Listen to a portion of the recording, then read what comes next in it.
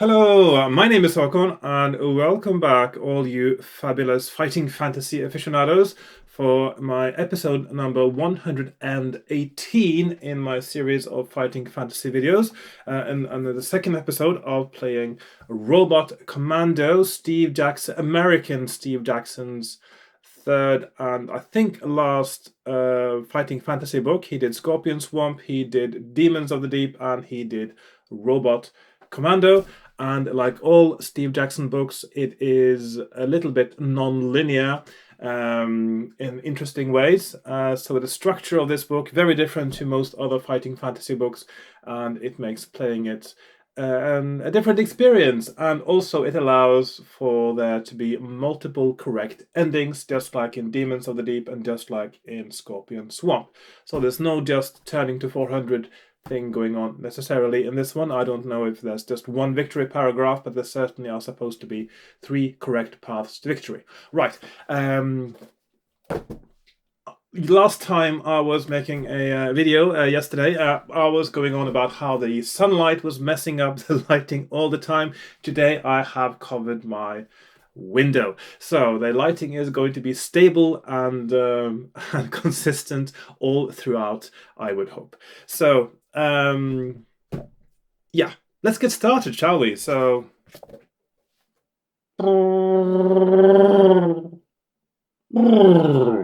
okay, here we are on my desk. I've got my supplies ready, as I like calling them. I've got my book, my character sheet, which I've already started filling in here. 5 medikits is a given. We do always have 5 medikits starting this game. I've got my pens, dice, and my map from last time. So first of all, I had my overall map, but then I got to the City of Industry, and because of the way this is structured, I decided to do an own map for the city, so that this map will show the relative locations of the cities, and this will show what's going on in each city itself. I don't know how many cities there are. I know there are at least 2. So I've also got my trusty old cup of tea. Actually, it's not that old. I just made it a few minutes ago, but you know what I mean. Tea in itself, trusty and old. The concept of a good, of a nice cup of tea is trusty and old.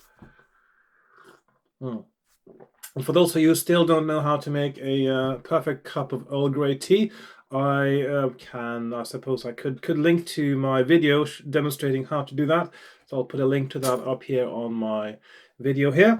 Right, so let's get started, shall we? So now in this book, we do have a robot combat in addition to normal combat, as you can see on the cover. It's not that different. Basically, it's like normal combat, but you are damaging the robot instead of yourself when you get injured. And also there are bonuses. So some robots have a specific combat bonus or penalty, which can make up to 1 point.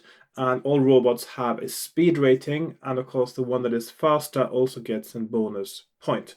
So, skill. Okay, a decent 10. Stamina, 5. 17. I can live with that, or can I? We'll see. Luck is 10. I usually find that Steve Jackson, by that I mean American Steve Jackson, he doesn't use luck that much in his actual book. We know Ian Livingstone and UK Steve Jackson, certainly Ian Livingstone, he uses a lot of luck rolls, and not always, I must say, in logical places in his books. And there tend to be a lot of places you have to use luck and very few places you regain luck in his books. Right, so, sip of tea and make sure my logo is in shot there. Yeah, and then I get started on the book.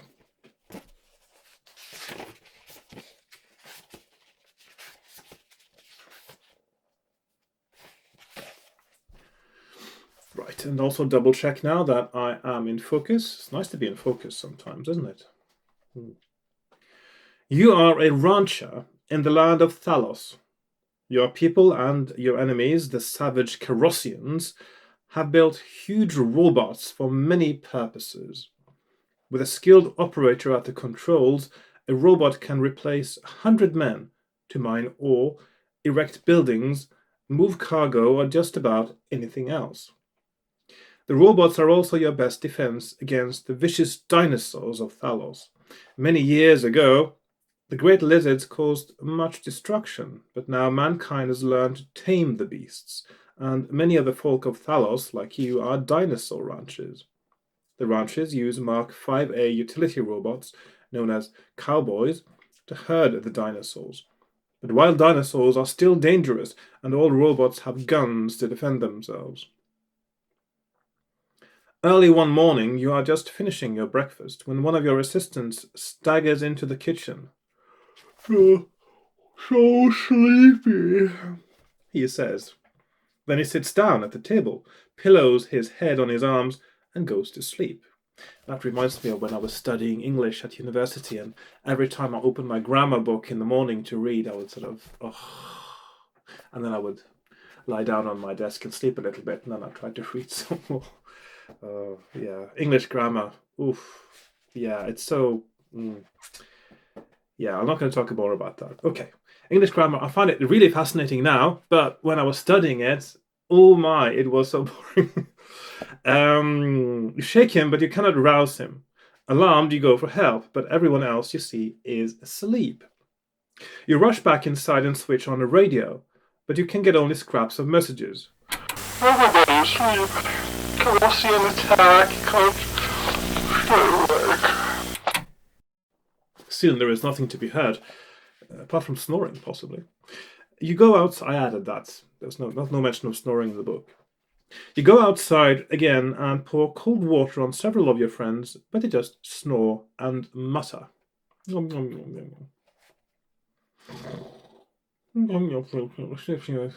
Dinosaurs. Okay.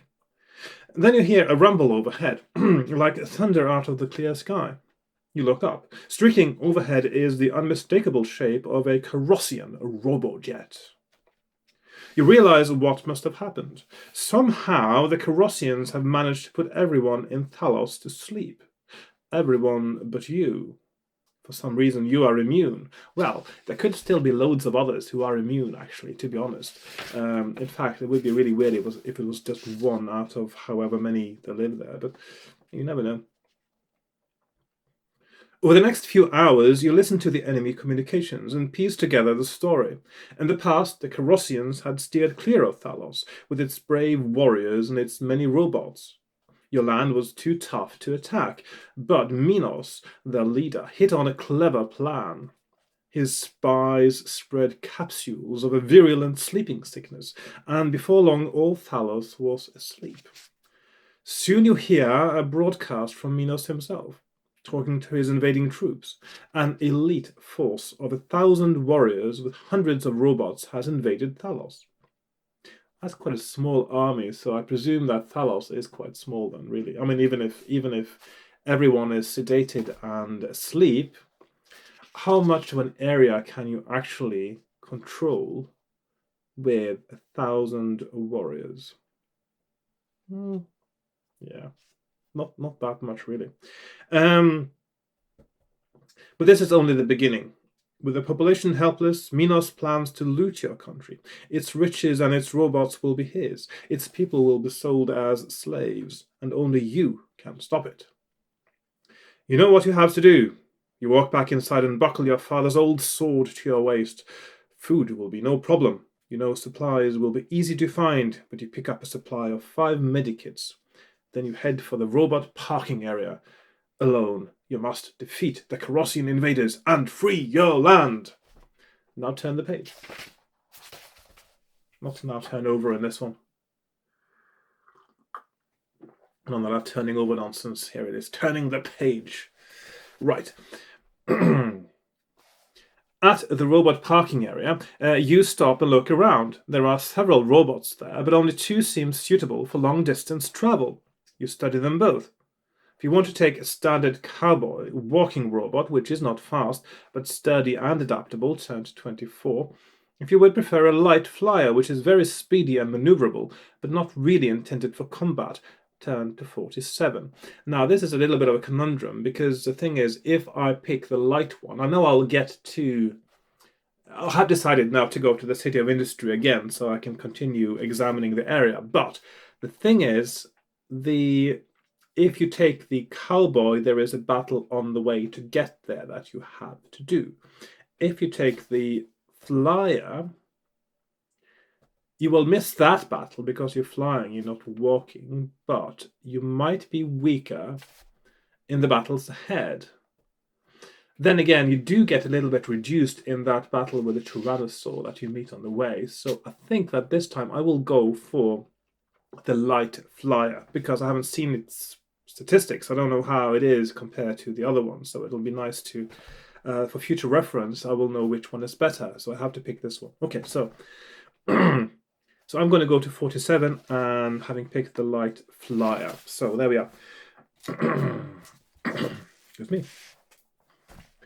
The flying robot, called a Dragonfly Model D, looks like a gigantic dragonfly.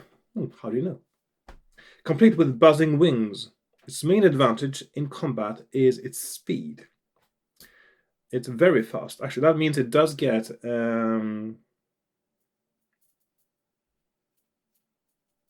Oh, actually, that is very good in combat, actually. And it only got armor of 5, but it's got armor 5, which is its stamina. Speed very fast, which is the fastest I've seen. Combat bonus 0. It doesn't have a negative combat bonus, which means that in most combats it would actually have a +1 for speed.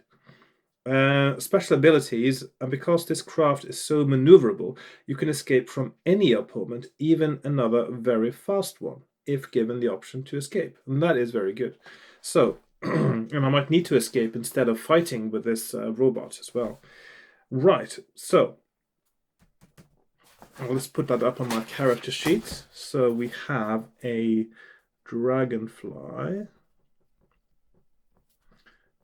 Model D, and that is armor 5. Usually when in robot combat, if your robot loses its armor and it goes down to 0, you are usually told to go to a different paragraph. But normally I would imagine that paragraph tells you that you have lost. Because once your robot is broken in robot-to-robot combat, you are easy prey for whoever you're fighting. So VS BF very fast, not very S. BS. That's okay. And so escape, and because sometimes you may want to reference these details. If you've forgotten something, I'll put the paragraph number there as well on my character sheet. Now you must choose a place to go. Turn to 70. If you change your mind and want to take the cowboy robot, not the robot cowboy, I almost said robot cowboy there. Cowboy robot, instead go to 24. So that is like so on my map. You can go both ways, both directions there at that place there, and then you go to 70. So now we go to 70. Now, what are you going to do?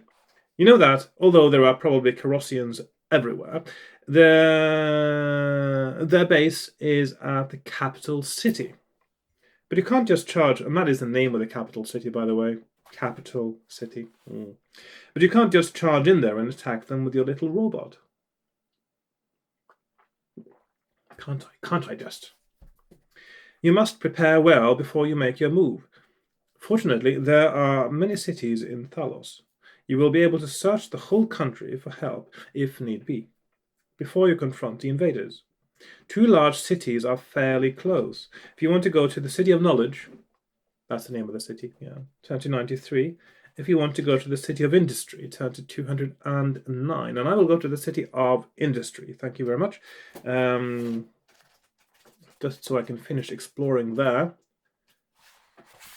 Because I'm still might be the best path, but there's so many things to do and see there I don't know yet. You set a course for the city of industry, a place of great factories and machinery. There, you reason, you might find a robot or invention that would give you an advantage over the invaders. If you are in the Dragonfly robot, turn to 265. If you are in the Cowboy robot, turn to 39. So that's where, if you are in a Cowboy, you will meet a Tyrannosaurus that you have to fight. But instead, I'm in my Dragonfly and go straight to the city.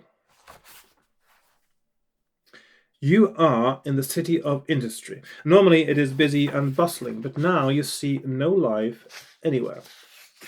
Everyone is asleep. Everyone but you. Where will you go in your quest for useful artifacts?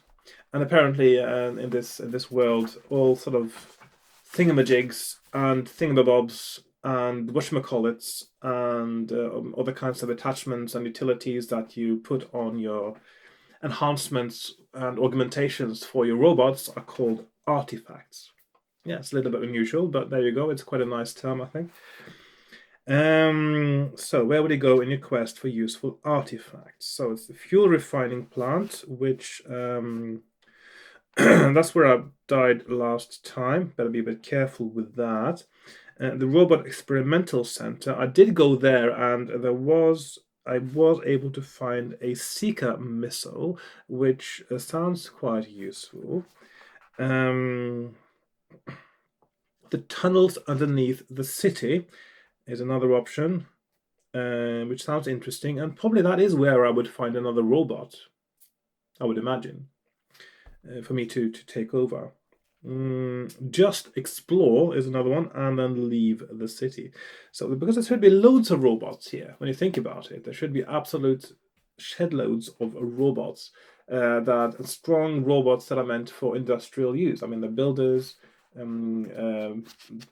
robots that process different materials, robots that make tea. I mean, all the really important things. I'm going to start with the Robot Experimental Center again, because there are still a few options there I haven't looked at. So I'm going to see if that is something I can figure out more of. It seems reasonably safe inside as well. It's not like the fuel station where they have guards. How am I doing for time? Yes, I've still got some time left on my camera. So this is the Robot Experimental Center. If you have been here before, turn to 251. And I find that quite interesting too, is that if you've been there before, paragraph means that you can sort of do these in any order. And also it indicates that something different will happen if you go back, which I quite like the concept of. It was, of course, used infamously, perhaps, in Scorpion Swamp.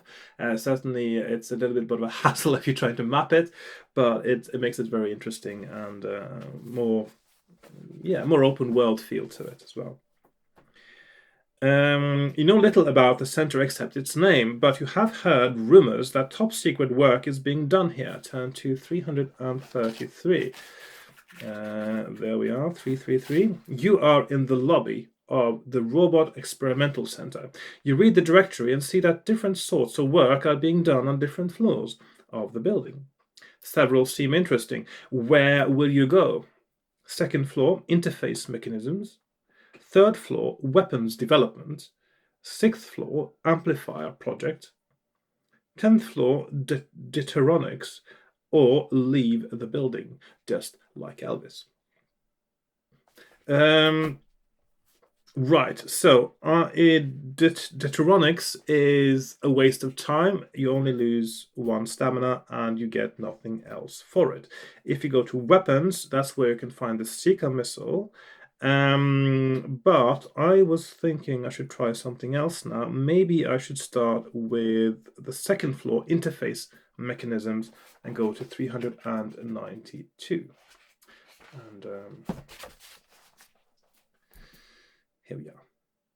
Exploring the second floor, you find several prototype models of an odd-looking helmet. According to the files you read there, it is an interface transponder. While you wear one of these helmets, increase your skill by 1 when using a robot up to a maximum skill of 11. That is, if your skill is already 11 or 12, it does not help you. It does not affect other combats. That is, when you're not fighting with a robot. If you leave the center and return to your robot outside, turn to 206. If you want to explore further, return to 333 and make another selection. Well, that is brilliant. So there is a helmet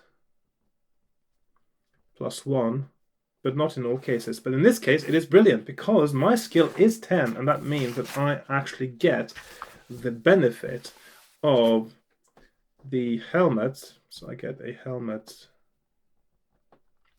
+1, and I quite like that. That's the first time I've seen that in a fighting fantasy book where the effect of a bonus is dependent on your skill, and that is actually a really good way to do it. Because it isn't that fun sometimes, certainly not if the book is balanced for something else, to suddenly have 13 or 14 skill. So, helmet +1. I put the paragraph number again there, which was recommended in the introduction because sometimes you may want to refer back to it just to be doubly sure how something works, because there are extra details like this. Helmet +1, and that is robot combats. So, all right.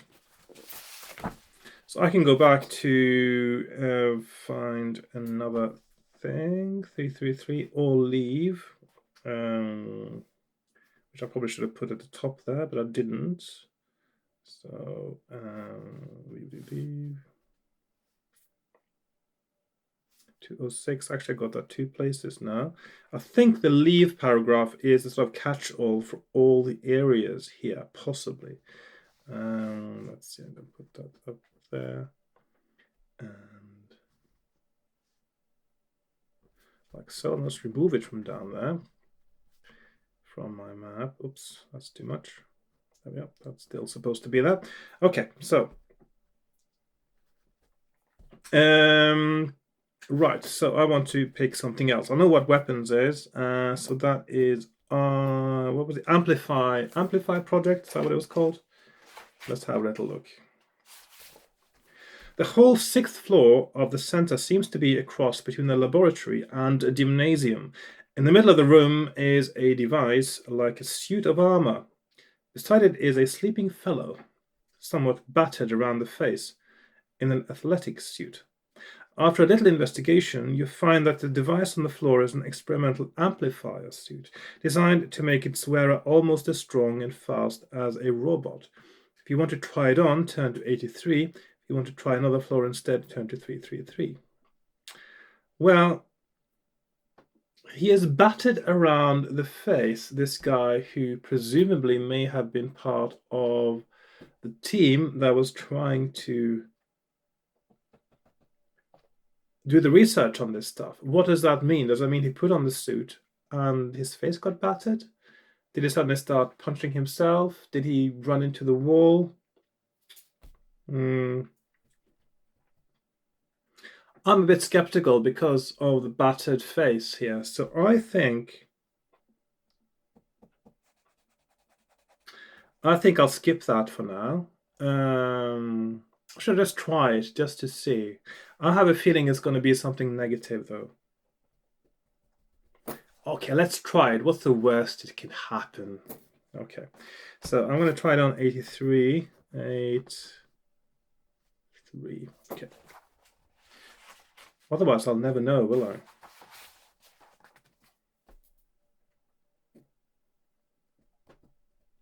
You fit yourself into the amplifier device and activate it.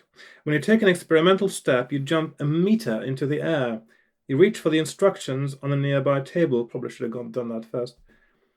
And your fist goes through the table. You are delighted. You pick up a 100-kilo file cabinet with one hand, toss it in the air and catch it. Then you try to jump. Maybe you can go over tall buildings with a single bound, just like Superman used to before he could fly. At that point, the suit goes out of control. You bounce off several walls, the floor, and once the ceiling. Eventually, you come to a stop. You carefully deactivate the suit, then you just lie and rest. Lose 2 stamina points. Exactly like I thought, really.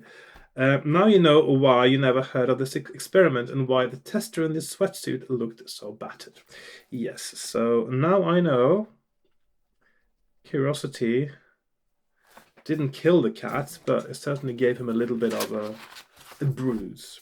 So 15 stamina left. That is fine.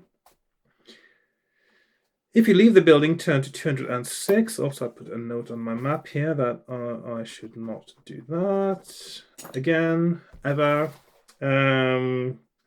Leave the building, 206. So that is up here. Or go back to 333. So there's the return as well. So back to 333. Right, so now I've done...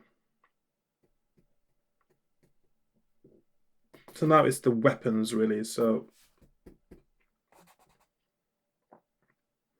if I go for the weapons, I will get a seeker missile, but I have to fight for it, though. I do have to fight for it.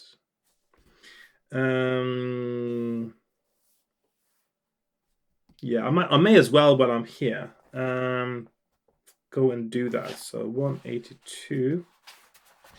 When you leave the lift, on the third floor, you immediately spy a man-sized guard robot standing in the hallway. Sorry, no admittance, Squawks its mechanical voice. What will you do? Try to reason with the robot, attack the robot, or go to another floor? Well, there's no point reasoning with it. If you do, you just lose 1 point of stamina, and then you have to do battle with it. So you may as well just attack it. Go to 142. Your mission is more important than this AC9 robot. You will have to deal with it by force. Of course, now it's not AC9. That's a little bit... That's actually a continuity error, because you wouldn't consider him AC9 unless you try to reason with him first. Yeah.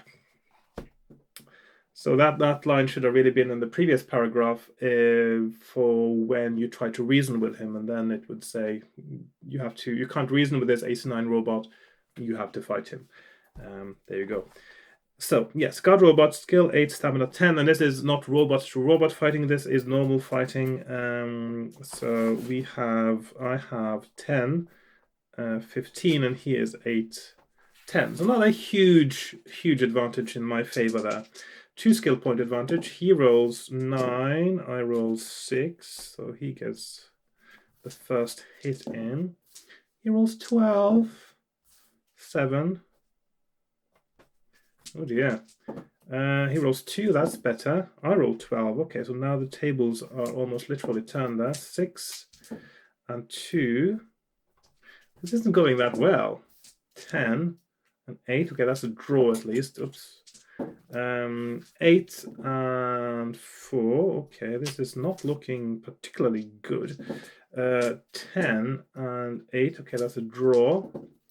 12 again and 3. This robot's random number generator is really good, I must say. I'm going to use luck now to reduce the damage done to me, I think. Should I? No, I may as well just leave it for doing extra damage to him. He rolls 7, I roll 10. Okay, and then I use luck. So I can do 4 points of damage. He rolls 4, I roll 5. I'm going to use luck again. And yeah. And then he is dead, and that is not good. I've only got 5 stamina left, and according to the rules, the medikits that you have, they only give you 1 point of stamina back, which doesn't really make any sense. I'm wondering if that is a typo, but in that case, I may as well just use them as well. And so I've now got 10 stamina in the rest of the game, unless I find more medikits. Because medikits, in normally you would think they would regain 4 stamina each, wouldn't you? I'm so sure that must be a typo. If it seems that the game is really hard without, I'm going to do a house rule at some point saying that they will give 4 points instead of 1, but I'll leave that for now until I find out that 4 points is the only way that makes sense. Although 1 doesn't really make sense, does it? I mean, a medikit that only can give you back stamina for a bruise, basically, or a light bruise. Yeah, that's right. So I defeat the robot and go to 48. You step over the fragments of the smashed robot, just double checking I am in focus. Yep, looks good. And enter the laboratory. Inside you find something very interesting, the prototype for a Seeker missile. There is only one, but it looks very handy. It can be attached to the outside of any robot. It can be used only when you are piloting a robot. Let's see, let's put 48, Seeker missile. Not in personal combat. It may be fired at any time between attack rounds. It will automatically hit its target and reduce its armor score by 10. So that is pretty good. So that's minus 10.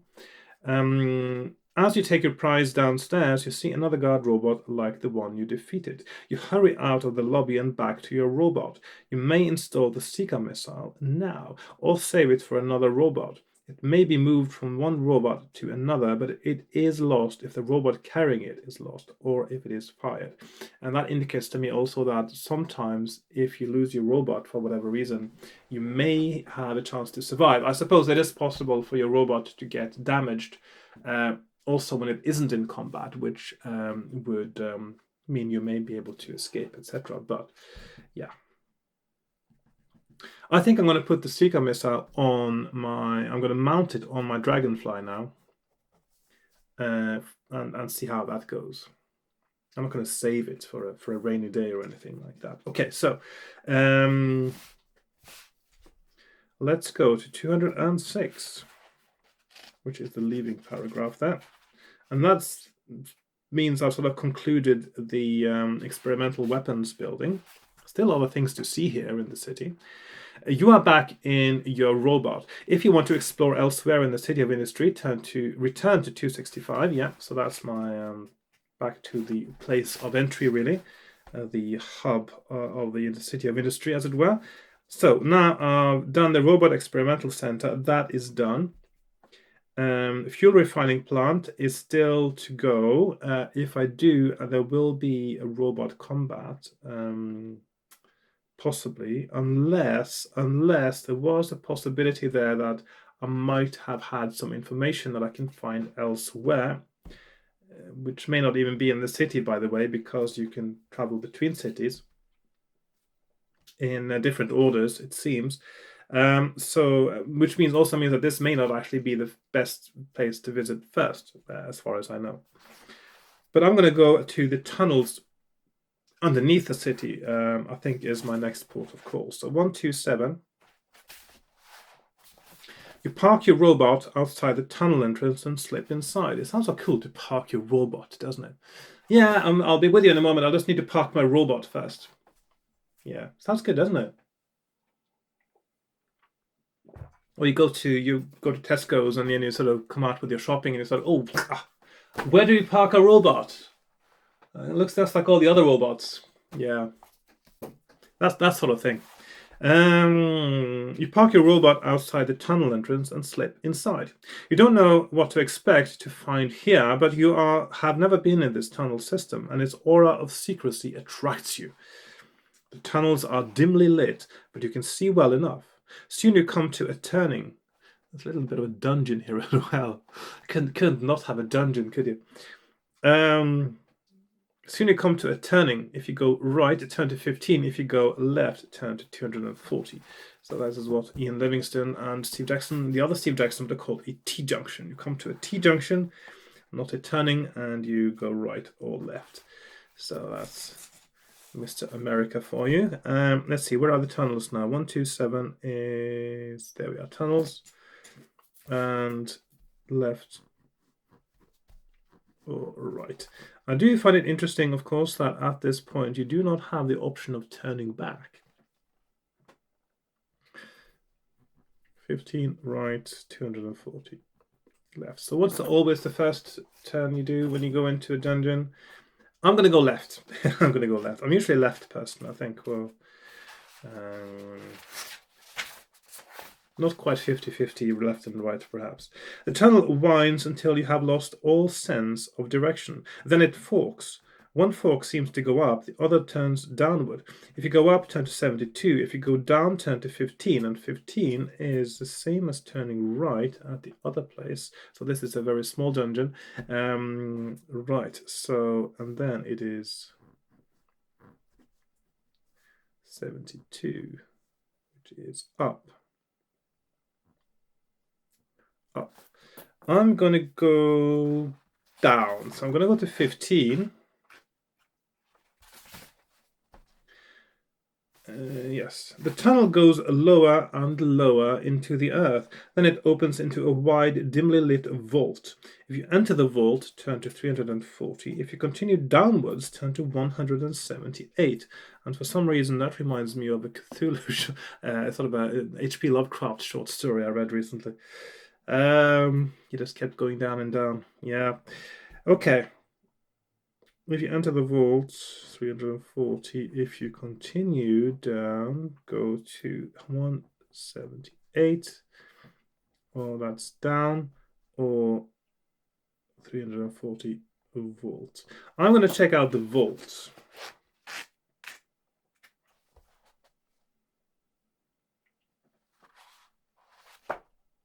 Yes. This area proves to be full of rusting, abandoned robots.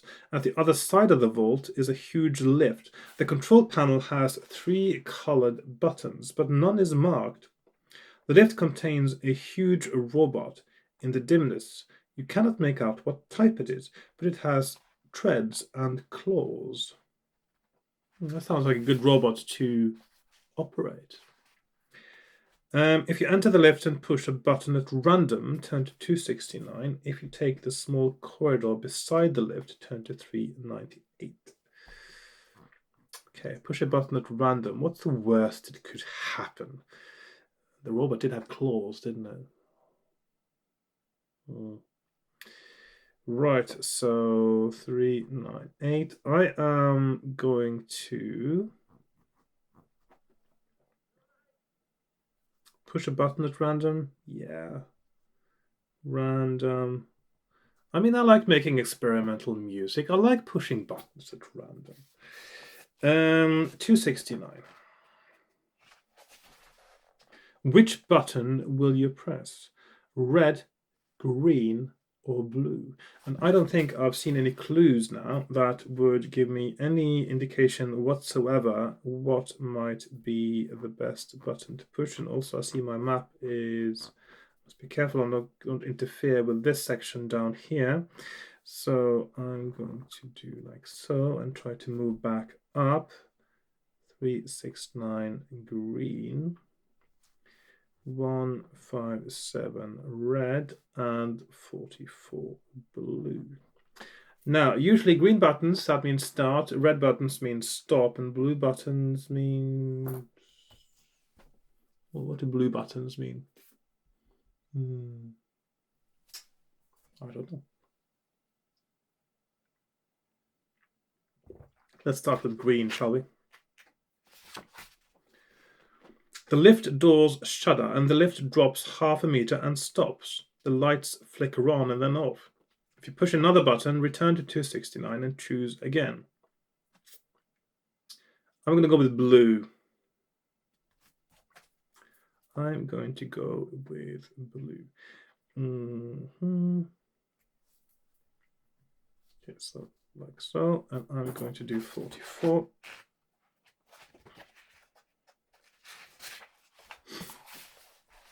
The lift doors clank shut and it begins to descend. After about 5 minutes, it stops again. Outside is a corridor, even dimmer than the area you just left. The door opens just wide enough for you to squeeze out. Will you press another button, 269, or step out and go down the corridor? Turn to 15. Oh. 15 again. I feel like I'm moving in circles now. Okay, so 15 is But how can I get to 15? Because I was at 15 and I went down and I went into the vault and then I went down and suddenly I'm at 15 again.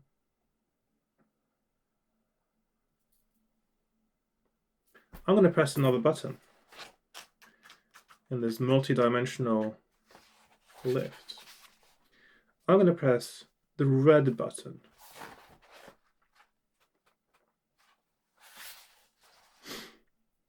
Okay, so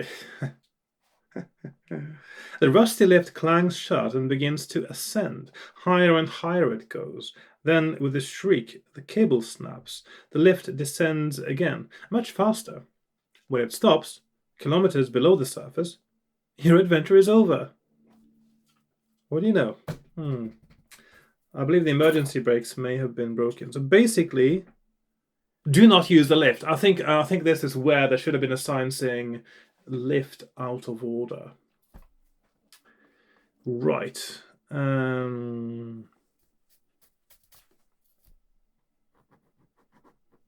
So basically there's nothing in the lift apart from, I suppose, if you want to go back to 15. Apart from that, there's a possibility, of course, that going back to 15 is a good thing. So I want, but otherwise, there's no point doing 369, no point doing 157. Maybe a point doing the blue button because it will bring you back to 15. Right, but I've only played for 40 minutes now, so I'm going to continue. So from this point, I'm going to do pragmatic cheating now. I'm going to sort of do a thumb bookmark. And I'm going to say that I went down the stairs instead of getting stuck in this elevator. So I'm going to go to 398. There we are. The corridor levels off and passes a small alcove. Within the alcove is a small lift, just big enough for one person. If you want to get in the lift and press the button, turn to 307. If you continue along the corridor, turn to 178. And this is interesting because, again, it looks like you're moving in circles. Because 178 is down from paragraph 15. Okay. Or you can go and press the button. Now this looks like, I mean, it's not very, it is very obvious though, because you get the same paragraph numbers on the next paragraph you go to, but this is one of those things, if you do not map it, you would get confused very quickly and have no idea what you were doing. Like Zago's maze, I suppose, something like that. I'm going to go into the lift, even if I have bad experiences with lifts. I'm going to go into the lift and press the button. This might be the real lift that you're supposed to take. The lift shoots quickly upward. The force of its acceleration almost knocks you down, and it continues for a long time. Suddenly, the lift doors pop open. You're in the lobby of the Robot Experimental Center. If you cross the square and re-enter your robot, turn to 206. If you investigate the Robot Experimental Center, turn to 25. That's not very useful at all, is it? I've already been there. Well, it is useful if you want to avoid the paragraph that says you've been there before. But no, that's not. I don't want to go there. I don't want to go there. Okay, so now technically I can just go all the way back to this point, of course, from that spot. So I will just go back here and do something else. And in this case, that is not cheating. I'll just move in a circle. So I'm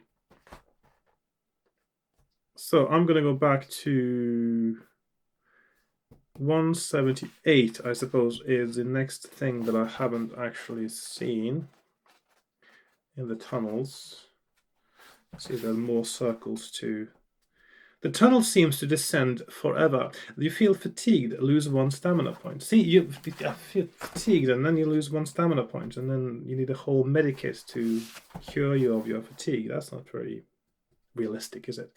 Eventually, let's see, where are we? Yes, eventually it reaches a landing. You take the stairway up, turn to 94. At least it goes somewhere else. 94. The stairway leads to a corridor, which turns downward once again. Eventually, the corridor ends in a small alcove with a lift. Rather than retrace your steps, you enter the lift and push the button. Turn to 44. That's the blue button.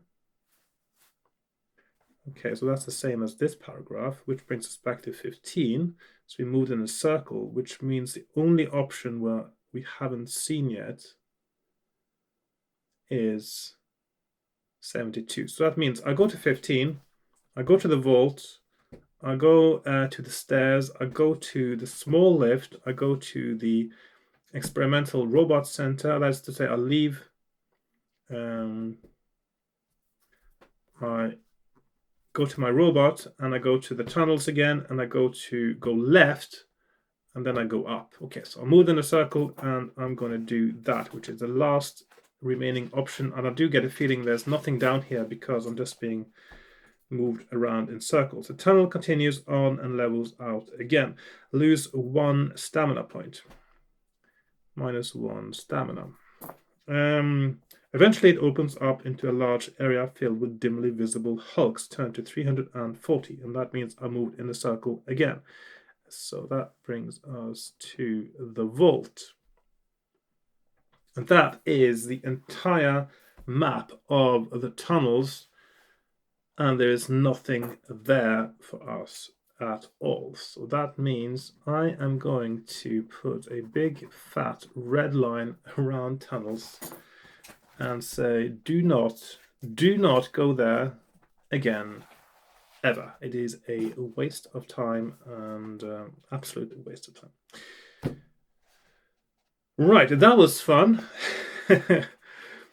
At least it's not like if you remember in Space Assassin, if you watch Space Assassin, if you played Space Assassin, or if you watch my episode of it, there is a place where you can sort of go down onto a planet inside the spaceship, and if you go down there, it's sort of, you can go in different directions, and there's nothing happening. You can go on forever, basically, until you find the right place to get out again. It's just ridiculous.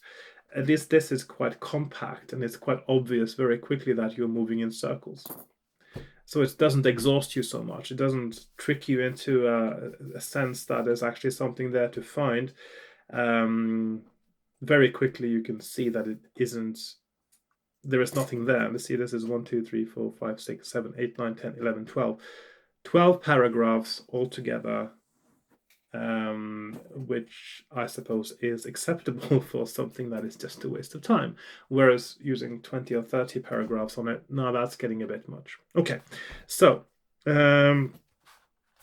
we are back at 265, the main City of Industry paragraph. We've seen most of it now. Shall we just explore as well, I think, before we do anything else? I haven't done that at all. And then I will consider whether I should go back to the fuel area, which obviously is where there might also be something useful. So I'm going to just explore and go to 34. So there we are. You decide to wander around and see what you can find. The streets are choked with huge vehicles, stranded where they fell or rolled when their pilots went to sleep. If you explore to the east, go to 342. If you go west, turn to 195. So east or west. So we have east or west. 195 west, 342 east. I'm going to start with west. I've heard life is peaceful there. So it's a nice picture there. At the outskirts of the city, you find a huge robot junkyard. If you have been here before, turn to 82. Okay. Is there a reason why you would have been here before? So I'm going to put down 82 there, 82, and put a B. Otherwise, keep reading, yes. As far as the eye can see, scrapped and damaged robots and pieces of robots are standing, sitting, and lying on the ground. But out of the corner of your eye, you see motion. Something seems to be watching you from behind a pile of scrap. If you investigate the junkyard, turn to 370. If you leave, turn to 110. So I'm going to put leave there, 110, leave. And then I'm going to investigate 370 INV, investigate.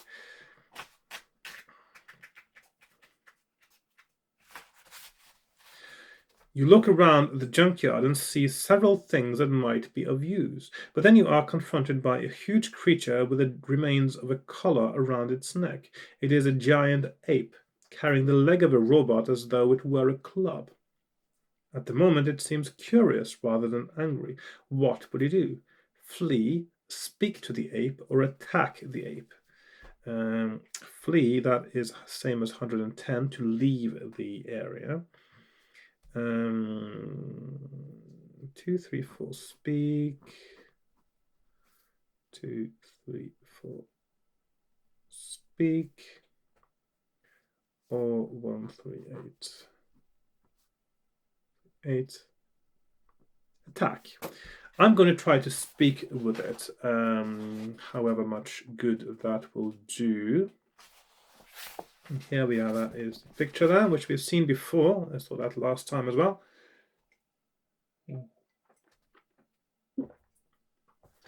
Oh, there it is. You speak calmly to the ape, and it begins to caper and grunt. It is a pet kept to help around the yard. You look around the junkyard, but the only useful things you see are too heavy for you to move, and the junkyard equipment is out of order. Then the ape, which has been watching you, lends a hand. Deftly it takes apart the robot you have been studying and carries the part as you indicate. With the help of the ape, you may repair up to 4 armor points on your robot if that many had been lost. Okay, so that is good to know for the future, I suppose. So there's plus 4 armor, which is a good thing if you need it, of course. And then turn to 110. Okay, so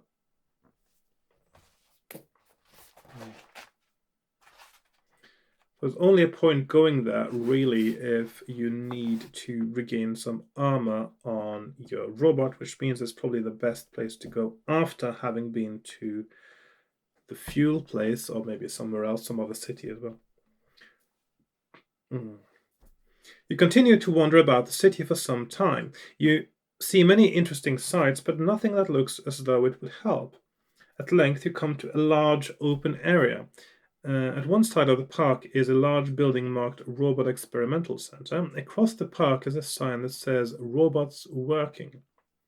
It looks like an open access to the city's tunnel system. Would you visit the Robot Experimental Center or leave your robot and enter the tunnel system? Right, but I've been both places before, so why do I have to choose those two options when I would rather go east now? So, that's not very useful, is it? Oh, that's not the right place. Okay, go away. I'm going down to 25. Probably should use some different colors now to make this clearer what these arrows are. I'll make this green. So neither of those options are interesting to me. So basically I can do what I did before. I can go to the tunnels and go back to 265 that way, which I know is a safe route to do so. And then I can go exploring again, and then I can go east. So I'm going in a big circle now and going back to explore 342. Down a side street, you hear the sounds of purposeful action. Peering cautiously around the corner, you see that the sounds, banging, clanging noises, are coming from a shop marked Robot Repair. The shop door naturally is big enough for a robot to enter and is invitingly open. If you enter and investigate, turn to 317. If you go on your own way, turn to 110. Okay, so that is 110 or 3. 17. I'm going to go and check that out as well, even though I don't need any repair. You step cautiously inside, ready to fight if need be, but the sounds were being made by an automated repair facility, hard at work stamping out armor plate. There is no sign of anyone awake. You leave your robot and investigate the controls of the repair shop. They seem simple enough. If you would like to attempt repairs on your robot, turn to 59. If your robot needs no repairs, or if you do not choose to attempt repairs, turn to 273. So 273 and 273 or 59. So 59, repair. 273, no. So 273 it is. You find nothing else of interest in the shop. As you leave, the hammering noise continues behind you. The repair shop is awake, even if its masters are asleep. Turn to 110. So that goes down there again,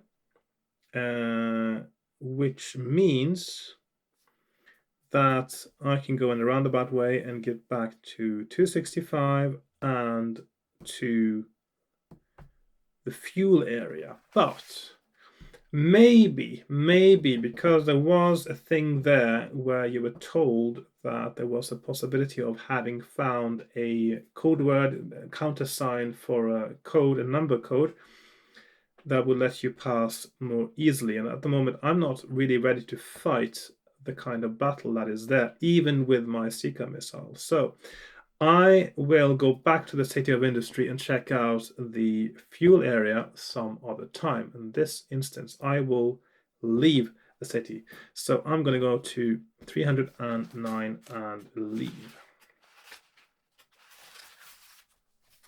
So, and this brings us back to, so leave, so these ones, leave and the city are the sort of the entry and exit points for this city, and these are the ones I can put up on my other map.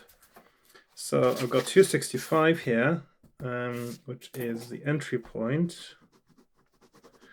And then I'm going to put up 309,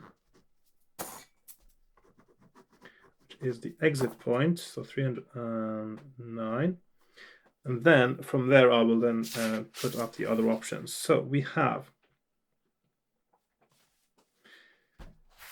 City of Knowledge, City of Pleasure, City of the Jungle, or the City of the Guardians. So now we've got 4 different cities to... Oh, hang on. Note that you may not go to the City of the Guardians unless you have learned the way and know the numbers to substitute for XX. Okay, so we don't know where to go yet for the City of the Guardians. So that means we have 1, 2, 3, and 4. So this is industry exits. So I'll put that there, and then we have these other ones. So it's, I'll put knowledge at the bottom because we could get there from the beginning. Let's see, hang on.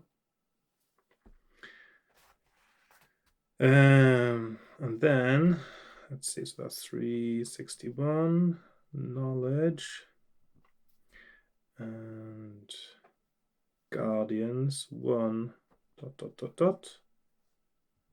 guardians. I'll put this dotted line around it now, because that's my usual way of indicating that something is an unknown paragraph. 38, jungle, or 165, pleasure.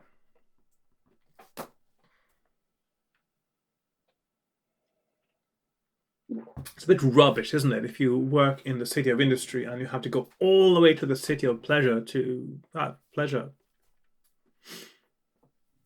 or all the way to the City of Knowledge to gain knowledge.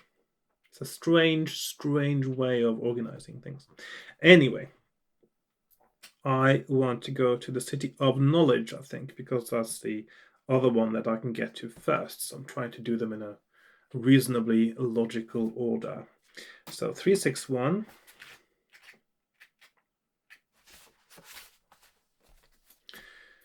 You are in the city of knowledge. So I'm going to put green around that, indicate that that leads to another map. So I'm going to do my same thing here. So I'm going to put city of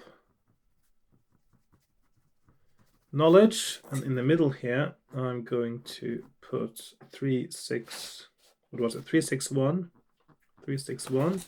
which is our entry point. And then we have 380, which is our exit. I'll put that right next to it there. So that's 380 exit, and that is the one I'll put up on my map here next to this. 380 knowledge exits. I think that is a reasonable way to structure it, don't you?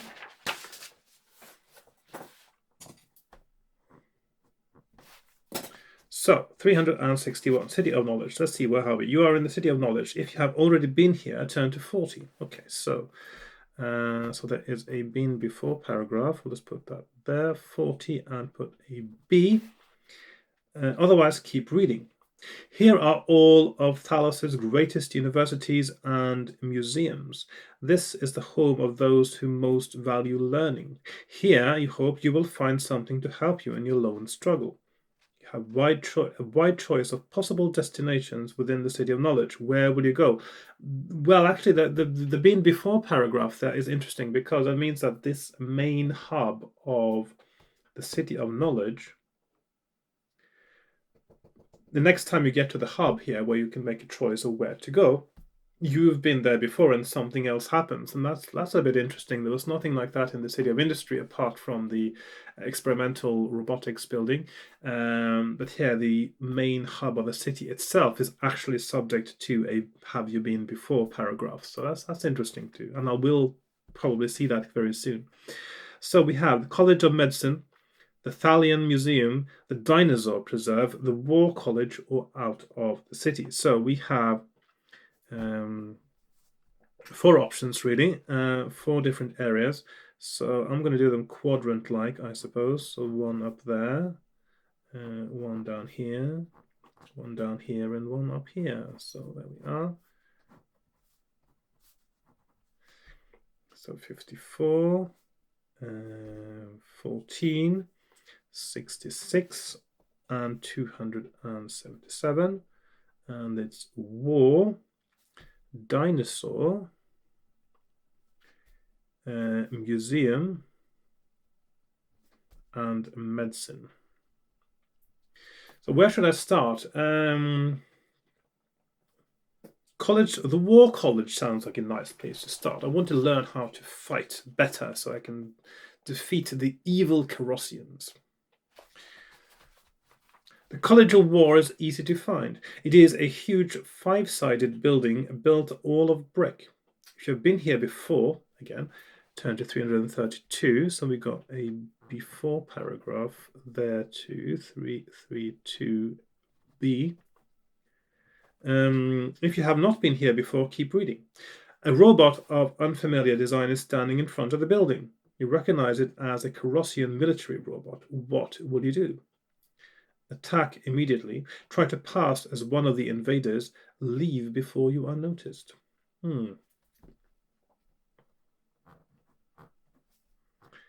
So we have 2 options. 87, pass. 147, leave. Right. I suppose I could... I probably should leave before I'm noticed, actually, at the moment. Yeah, I was going to leave and go back later. 147. You are leaving the College of War. Where will you go? College of Medicine. Okay, so now we are given the options of going to the other places.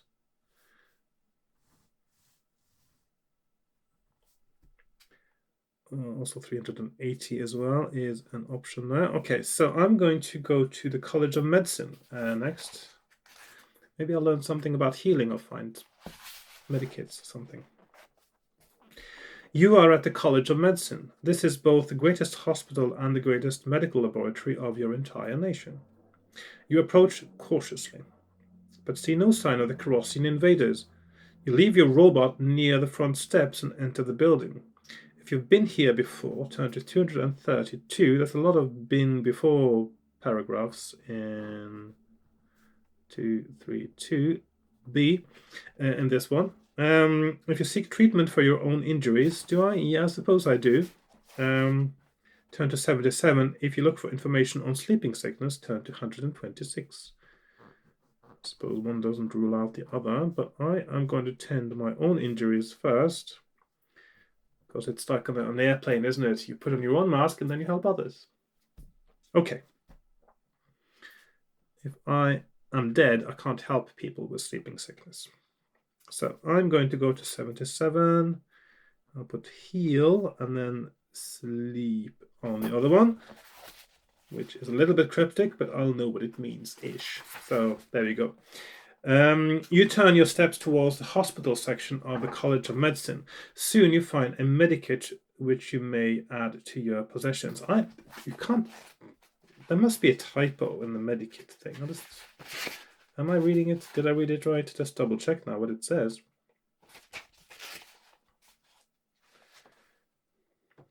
Each medikit can be used to restore 1 lost point of stamina. It must be a typo.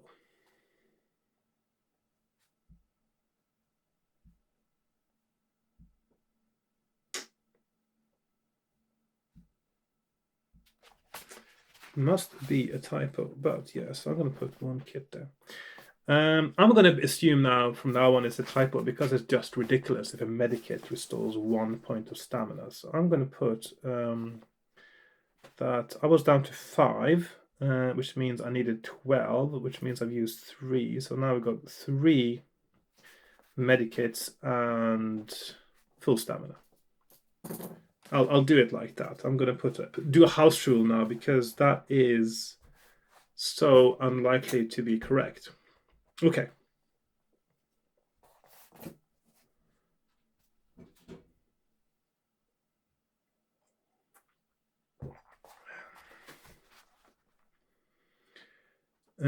What will you do now? Continue to search the hospital, look for information on sleeping sickness, or leave the hospital. So we have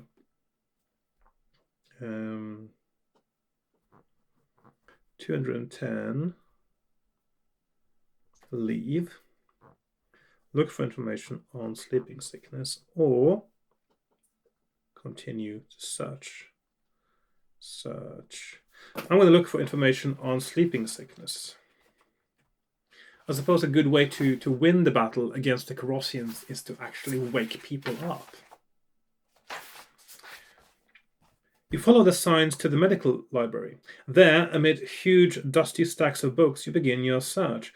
Finally, in an old textbook, you find a clue to help you. It describes a medicine that, so it says, will instantly cure all types of sleeping sickness. If you would try to compound this medication, turn to 104. If you would rather leave the hospital, turn to 210. So we have leave or try to create sleeping sickness cure. 104 cure output. I'm going to try to do that, obviously. 104, thank you.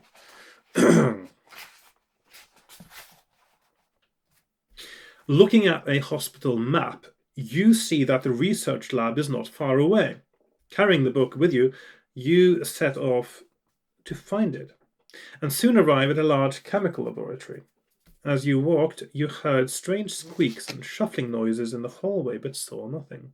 You are somewhat disturbed to note that there are no sleeping doctors or researchers here. No one is here at all. You bar the lab doors for safety and set to work. Fortunately, the instructions are clear and the lab is well stocked. Eventually, you have a 1-liter flask of blue potion. Ooh. all you can make with the materials at hand. Indeed, from the rarity of the materials you used, you doubt that another liter could be made in the whole of Thalos, but you also know from the book that 1 liter would be enough for everyone in Thalos. Nevertheless, there is a problem. The potion is so volatile that once opened it will quickly evaporate. You cannot awaken people one at a time. You must find a way to treat your whole nation at once. So your quest is not over. Outside you hear the strange squeaking once again. If you leave immediately, turn to 394. If you remain in the laboratory, checking your work one last time, turn to 372. Right, I am going to leave, I guess. 394, leave, or 372. Check. Okay, so I have 1 liter of blue potion, not medicine, not sleeping sickness cure, blue potion. So we have 104 blue potion, 1 liter. That sounds like something. That sounds to me like an essential item that you definitely have to get. 394. There we are. You pack the fragile bottle of blue potion carefully and set out for your robot. Turn to 302, which is not the same as leave, interestingly. But maybe that is the one you are directed to after you go to 210. I don't know.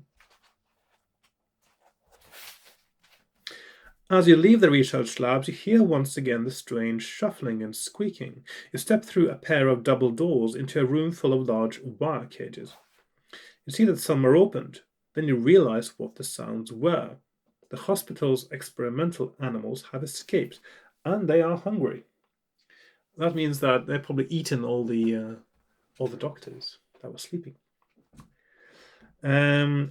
You are facing a trio of red-eyed giant lizards. If you fight the creatures, turn to 328. If you turn to 350. Okay. 328 fight, and there's 3 of them. I don't like those odds, even if they're not that strong. 350 flee. In this case, I think I'll flee.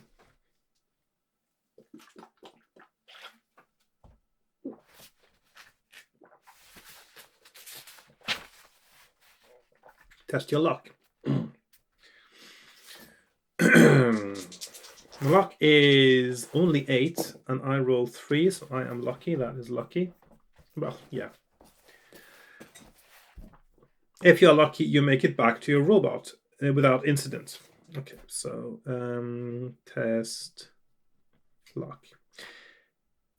If you are unlucky, you trip and fall on the precious flask of blue potion. It is broken and lost. You arrive back at your robot just ahead of the pursuing beasts. So, you do not want to be unlucky there, do you? Okay.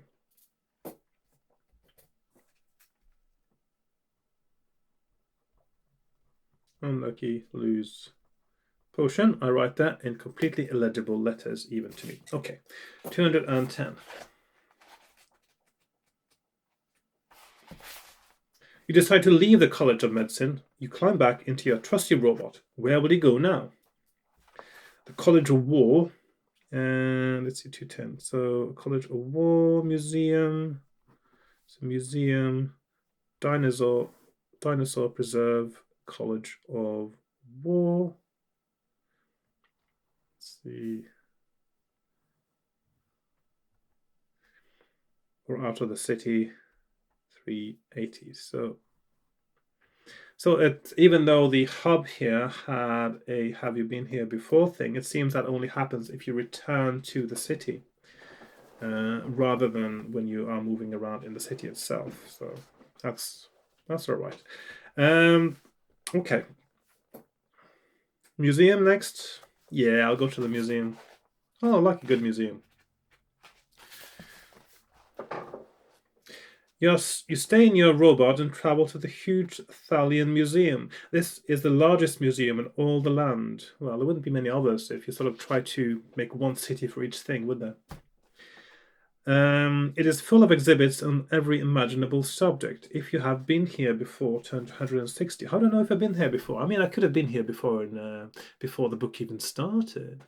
I could have been there on a school trip when I was little, for instance. If I've been before 160, let's see, 160B.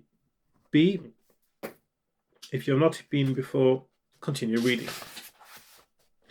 As you approach the museum, you keep a sharp watch, but you see no enemies. When you arrive, you park your robot in front of the building and walk up the steps, past a pair of carved stone dragons. The museum attendant is snoring, but the little information robot is alert. Can I help you? It asks. What will you do?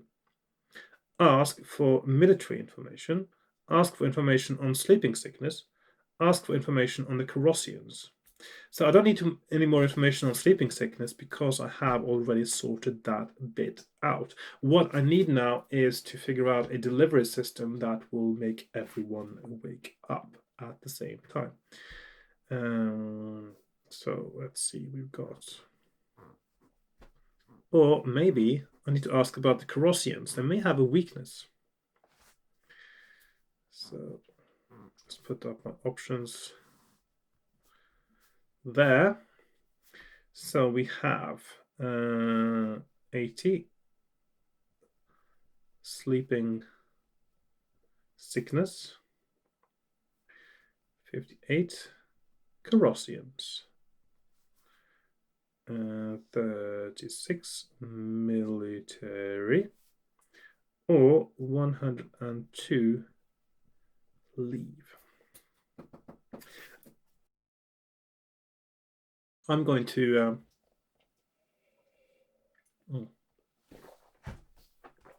ask about the Corossians.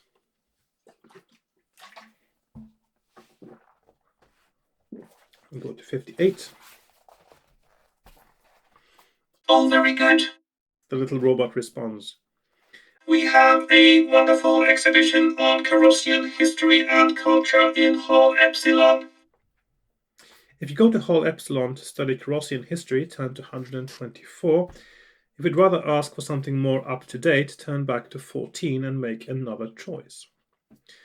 So we go back to 14, so that's there, or we go to Hall Epsilon, 124. I'm going to go to 124. I mean, how can you understand the present if you don't understand the past? Right, you make your way to Hall Epsilon. The trip is a long one, and several times you hear odd echoing sounds. You realize that you are not alone in the building. You press on and find the exhibition on the history of the Corossians. Studying it briefly, you see that it has nothing to do with their military abilities. It is all about their culture and customs. That might still be important, though. It will take an hour to study the material if you want to do so. If you return to the front desk, turn to 224, which is a different paragraph to the one I entered on, which is always interesting. So 180, study. I'm going to study for an hour and see if I can learn something useful. Just as you are about ready to give up, you stumble across an interesting book on the dueling customs of the Corossians. Apparently, the ancient Corossians would settle a tribal dispute by choosing champions, one from each tribe, instead of allowing a battle between the whole tribes. The reference number of the book is 111. Make a note of this and turn to 224. Okay, so clue 111. So the clue there. So I'm going to put down here on my character sheet that on paragraph 180 there is a clue. 111, and that is dueling custom. Okay. Okay.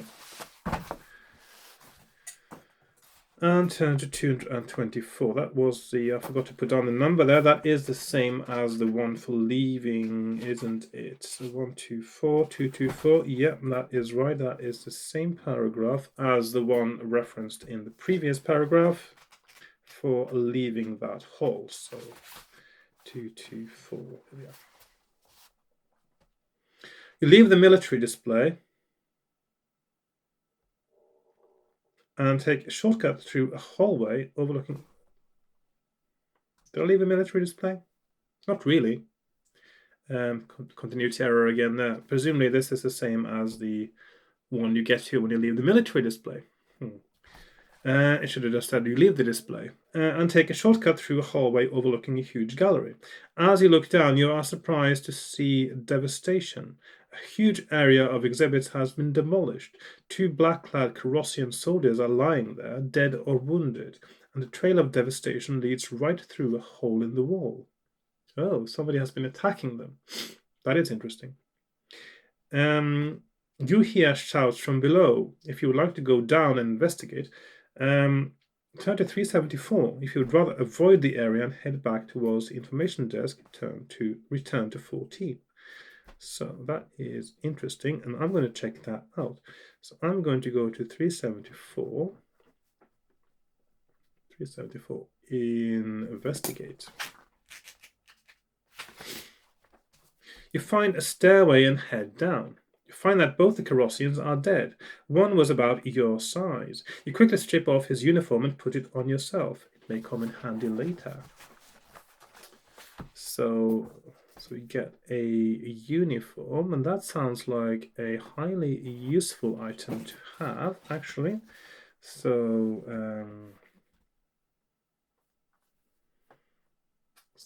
we have a Corossian uniform.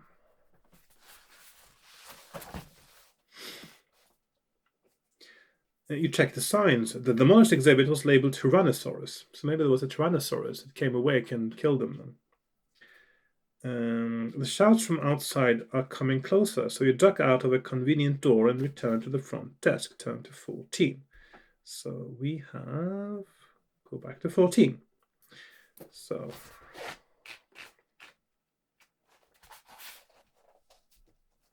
You stay in your robot and travel to the huge Thalian museum. Okay, that's what it says there.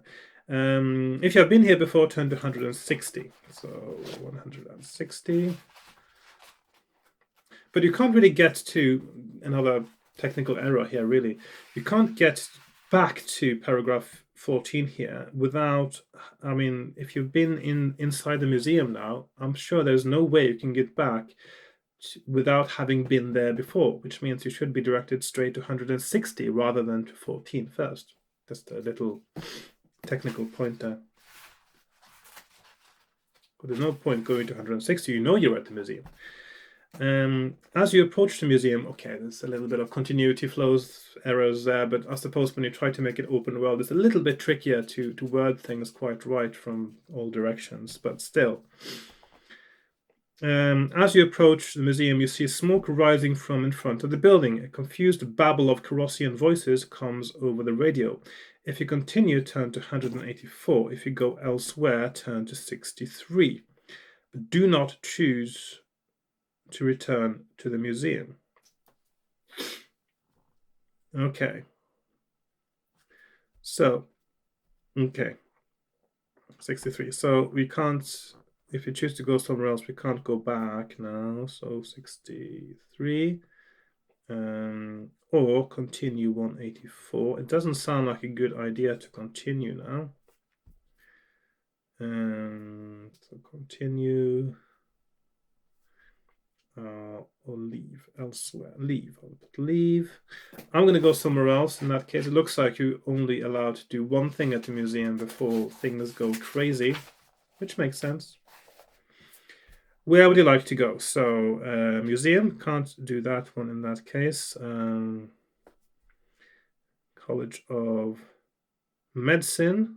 Let's see, 54. I'm going to have to do a different color now to make this visible. So 54. The College of War. Let's move all the way around there. I'm going to go to the dinosaur preserve or out of the city. 380. So I'm going to go and check out the dinosaur preserve.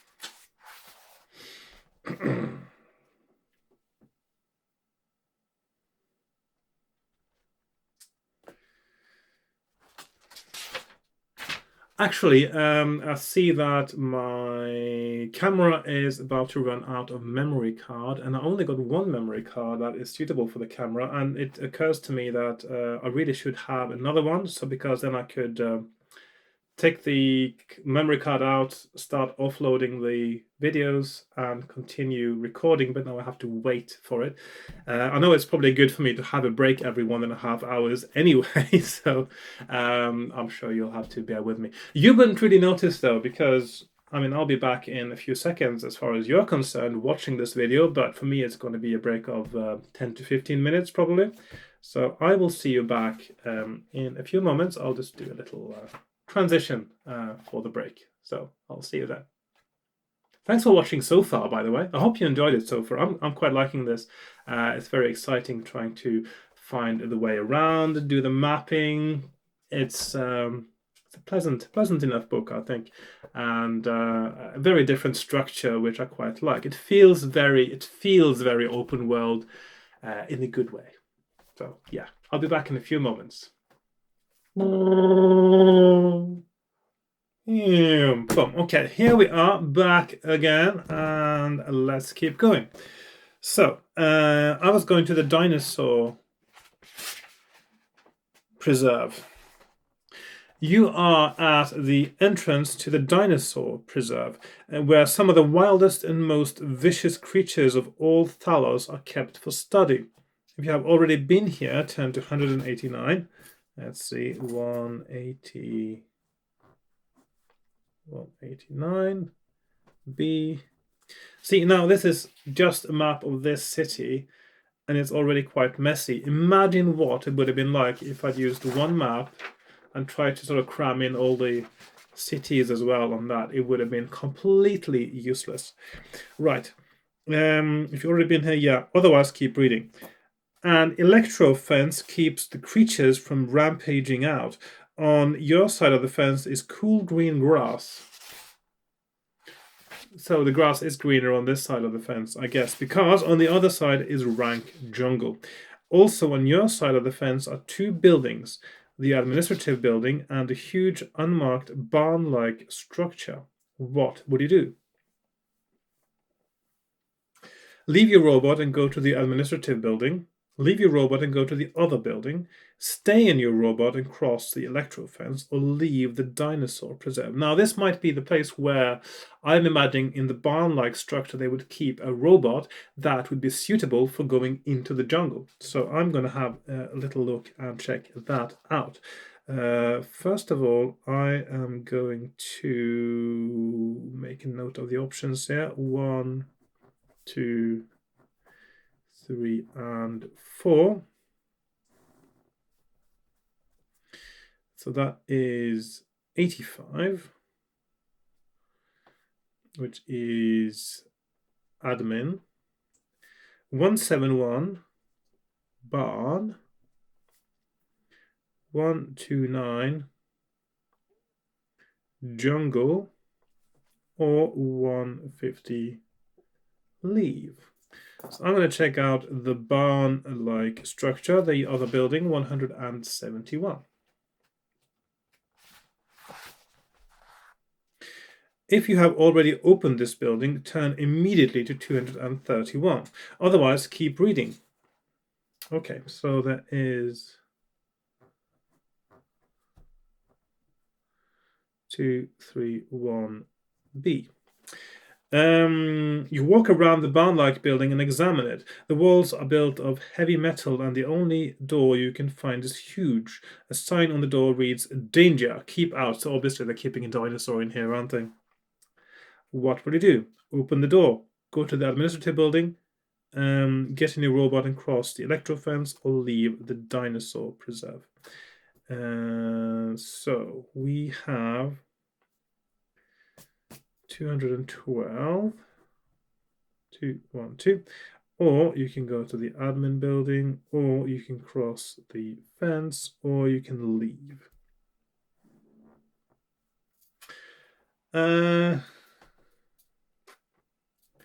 Doesn't sound like a good idea to open the door. Does it sound like a good idea to go into the dinosaur preserve itself? I'll just go to the admin building. That sounds so much more nice than going anywhere else. Also, how are the dinosaurs going to help me anyway? Are they going to help me? I think this might just be another dead end. You are inside the administrative building. Everyone is asleep, of course. You see nothing of special interest. What would you do now? Look for a specific object. Do I have a specific object to look for? Search the whole office thoroughly. Investigate the other building. Get in your robot and cross the electro fence, or leave the dinosaur preserve. So we've got most of the same options still. We've got new ones here to have a look inside this building. So that is 17 or 96. Specific. I don't have any. I don't know. Do I need to know the specific object? I don't know. 96 search. Then we can go to the other building, or we can cross into the jungle, across the fence, or leave. I'm going to search the whole office thoroughly. I don't have a specific object in mind to look for. In trying to open an office marked private, you activate a security system. An electric shock pins you to the doorframe. By the time you get free, you have lost 1 stamina point. Turn to 85. Okay, so that is not a correct option. Okay, so we go back to 85. So let's look for a specific object in that case. If you know what you might find in this building, add 50 to its model number and turn to that paragraph. If this means nothing to you, return to 85. Okay, so that is very specific. So that means we have a hidden paragraph here. That is something plus 50. Okay. Which leaves, so I can either now cross into the preserve itself, I can leave, or I'm going to go open the barn door, the one that says danger, keep out. What's the worst that could happen? You have a hunch that the barn-like building may contain something of importance, but the door is far too heavy for you to budge. Getting back into your robot, you use its strength to slide open the huge door. Inside, you see more robots. Turn to 9. Doesn't sound too bad so far. That's what I thought initially as well, but then it sort of made it sound as if there might be dinosaurs in there. There are several robots here, all identical. They are similar to the cowboy robot that you used on your ranch, but more heavily armed and armored, for use against the largest dinosaurs. These super cowboy robots move by walking. Each has weapons almost as powerful as those of a war robot. That sounds quite good. You may take one of these robots if you like. Well, that is very good. Armor 14, speed medium, combat bonus +1. Sonic Screamer weapon designed to distract dinosaurs. Reduce the skill of any enemy dinosaur by 1 when you fight it in the Super Cowboy.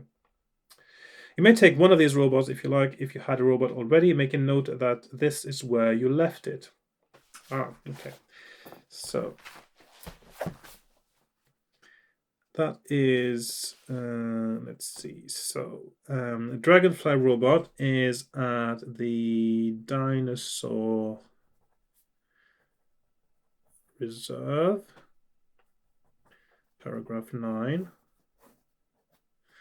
I'm going to pick up a super, and this is on 9 here, super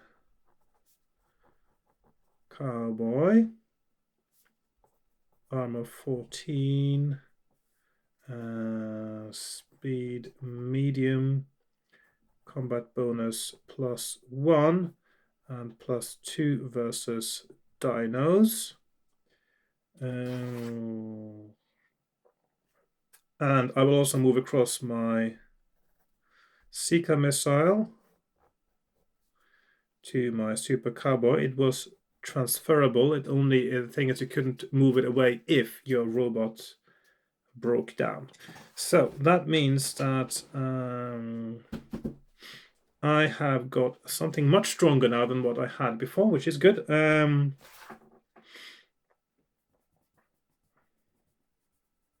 I'm going to go into my robot and cross the electro fence now.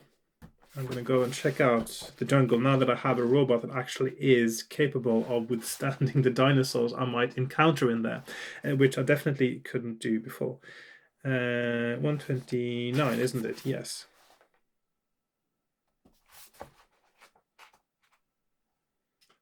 Just double check that was the 129. I'll just have to make a note on my map now.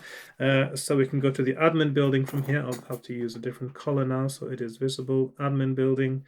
And we can go to across the fence, or we can leave. So those are the 3 options we're given there. So I'm going to go across the 129, not 4. 129 across the fence into the enclosure for the dinosaur. So if you fly over the jungle of the preserve, turn to 252. Oh, I could have flown. Oh well.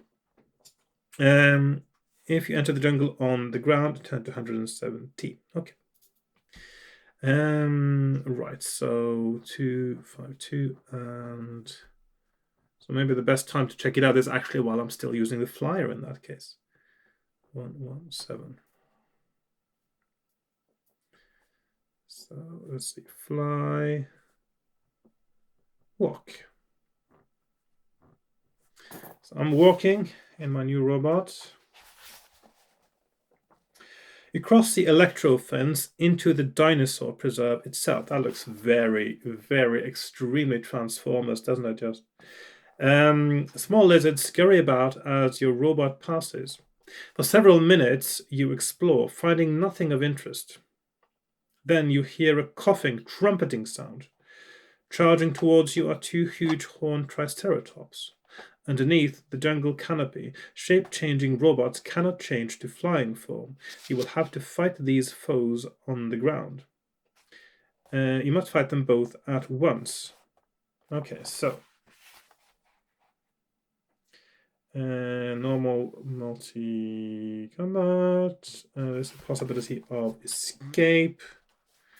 So we have 3 options really. So let's see, 1, 2, and 3. So that is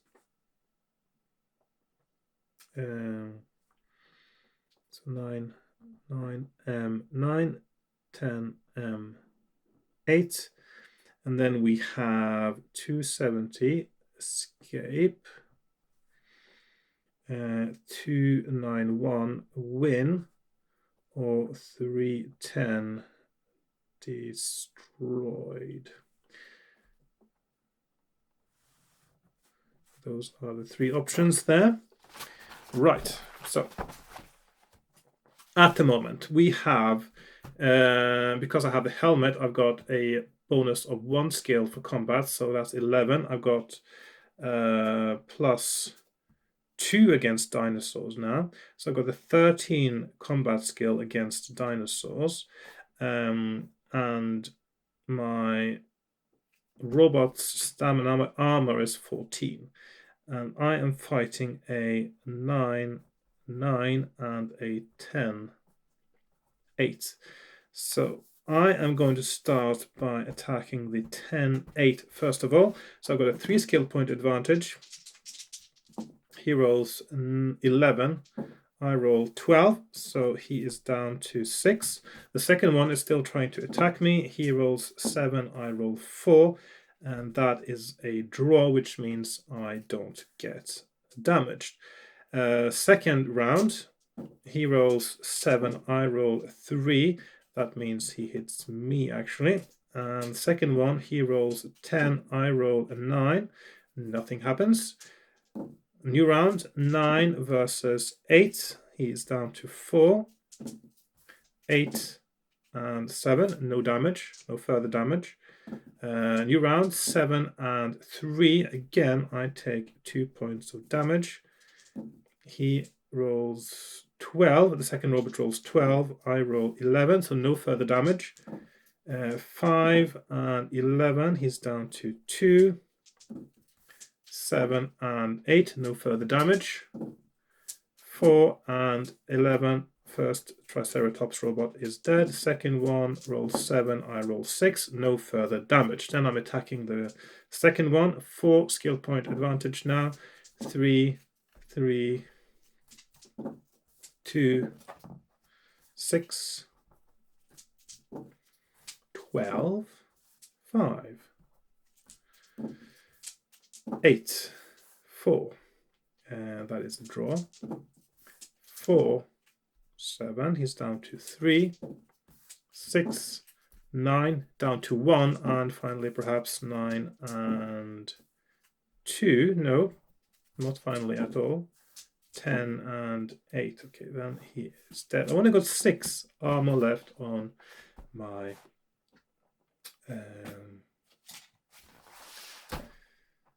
thing. Right. I'll need to repair my robot if I'm going to keep that one.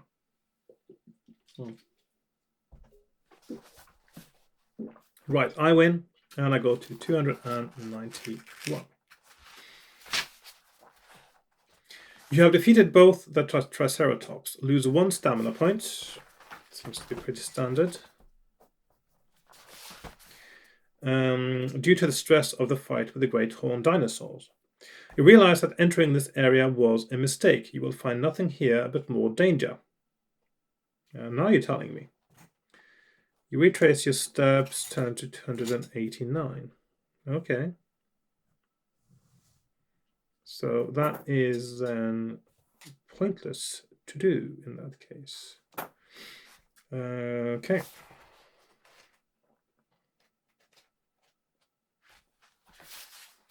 Everything seems to be as you left it. The Colossians have no interest in this area and no desire to get any closer to the monsters than they have to.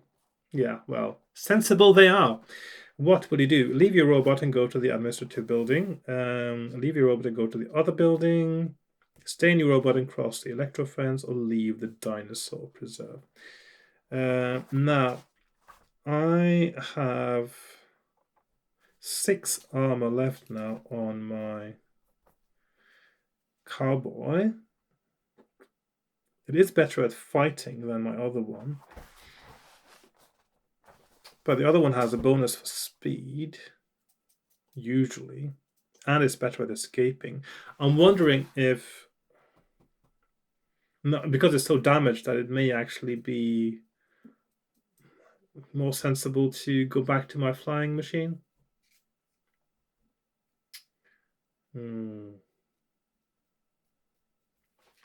I don't know.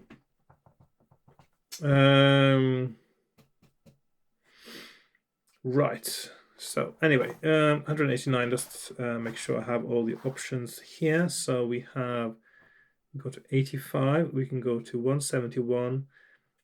We can go back into the jungle, which is a big mistake, or we can leave as well.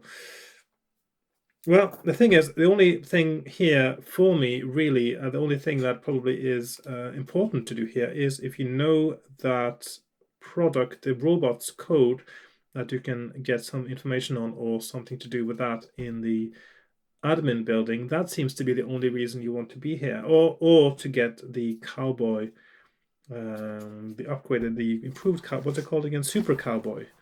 I'll just put a note of that here. So that's the super cowboy robot. Otherwise, I may as well leave. So the question is, should I leave with the super cowboy robot or should I leave with the flyer?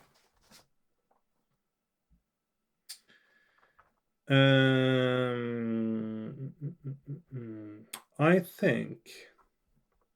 think I want to leave with my flyer actually. So I'm going to go and go into the barn and swap back to my flying robot, move across the Seeker missile, and take that from there.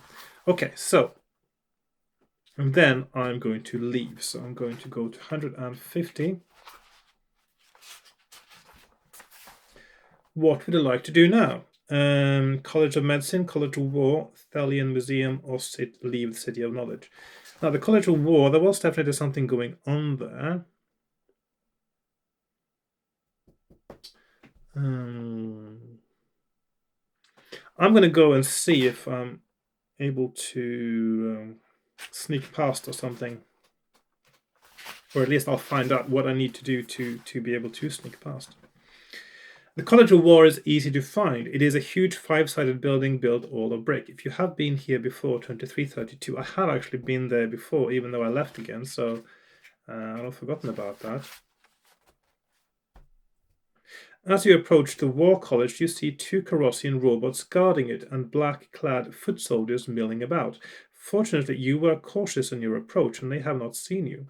There can be nothing here worth entering that hornet's nest for. Okay, so that needs to be done in one go. So once you leave there, you lost the option, really.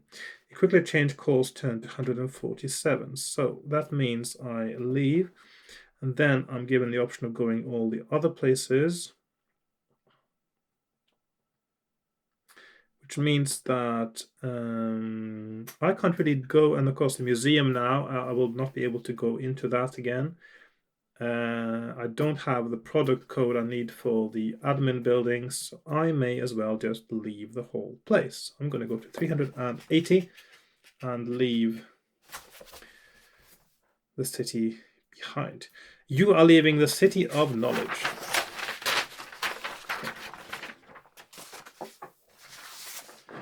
So back to this map. Hopefully wiser than when you came. Yeah, I suppose. Where will you travel now? City of Industry, City of Storms, City of Worship. Oh, that's a different ones than the other ones. Okay, so we have Industry. Yeah, we know that one, so we can go back to City of Industry from here. But the other ones are new. So we have 1, 2, 3.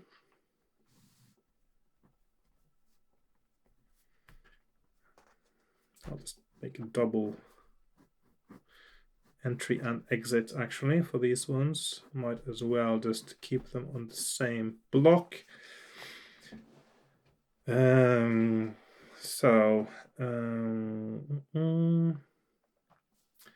was a City of Jungle there, but that was a different paragraph. Okay, maybe it's the same City of Jungle, but City of the Jungle. But 166 Worship, 179 Storms,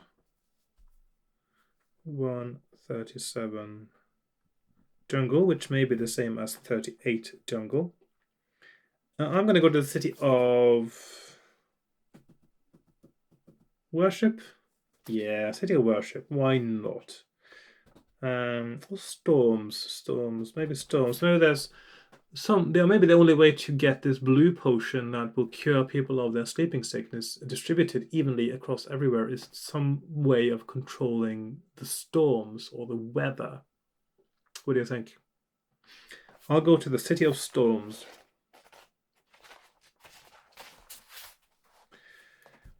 An hour into your trip, a powerful storm strikes. If your robot is a flying type, turn to 280, and that sounds like a bad idea right now.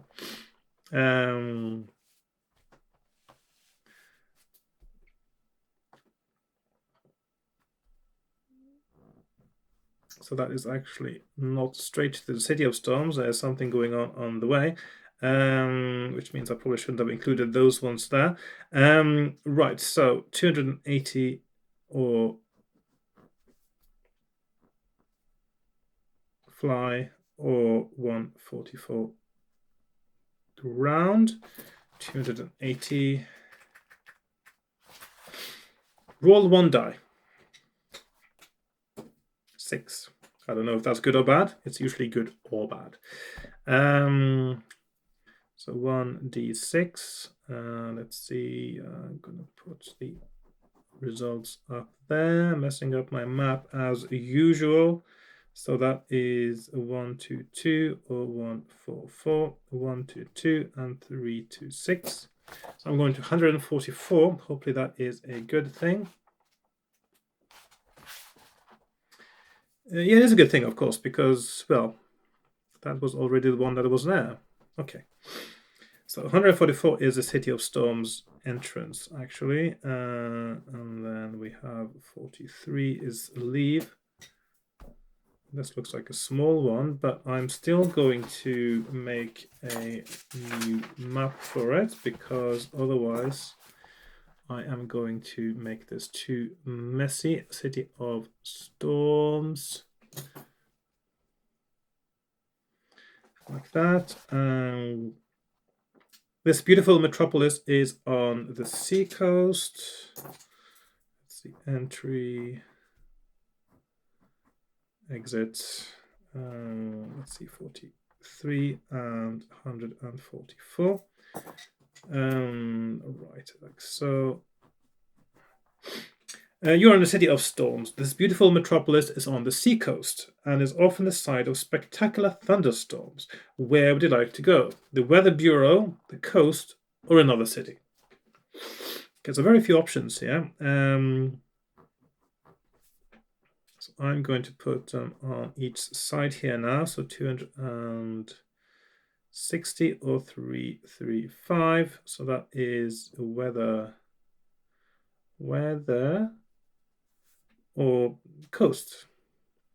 So I'm going to go to the Weather Bureau, see if they have anything sensible to say. Flying over the Weather Bureau are the 2 red flags that you know mean storm warning. Parked outside the building, you see another robot, a walker robot, designed primarily for travel. This robot has 4 jointed legs that carry swiftly over any terrain. Armor 6, speed fast, combat bonus -1, special abilities none. If you like, you may exchange this robot for your own. I don't think so, actually. Let's see.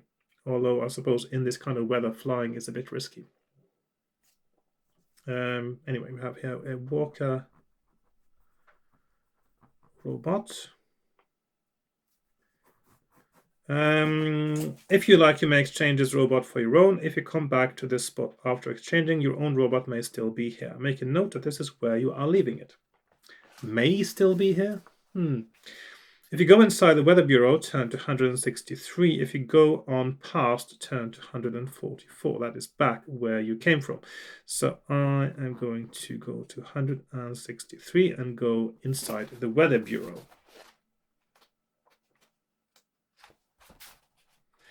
In the Weather Bureau, you find banks of humming instruments. You also find a printout that explains the flags you saw outside.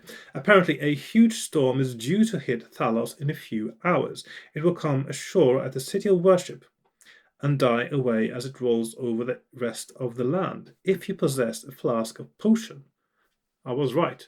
Turn to 213. If not, turn to 144. So we have possibly an easy way out now. 213, 213, potion, question mark.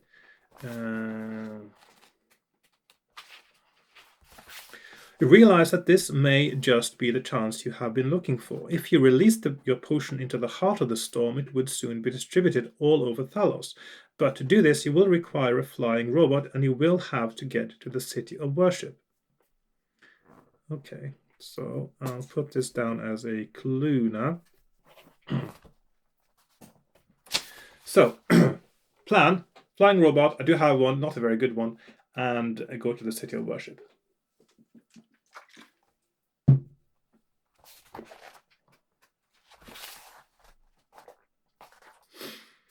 Right, so 144, we're going to go to another city from here. 43. And so we are back on this page now. And from the 43 here, we can go to the city of knowledge. Let's see, from the city of, oh, there we are, city of knowledge. We can go to the city of worship, which is down here. I'll just put that up there. Or the city of guardians, if you know what it is. Still don't know what that code is supposed to be. I mean, it could be 88. I mean, I do have... 111 is a number I had, not 88. Yes. Yeah, 111. So that doesn't... It's not 111, is it? It could be 111.